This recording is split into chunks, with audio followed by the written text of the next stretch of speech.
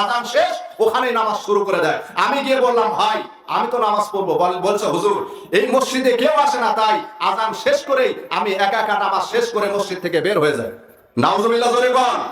এগুলো মসজিদ আপনার বিরুদ্ধে দাঁড়াবে, গোটা মহল্লাবাসীর বিরুদ্ধে দাঁড়াবে। আপনাকে জাহান্নামে না নেওয়া পর্যন্ত ওই মসজিদ ধ্বংস হবে না, হবে না, হবে না।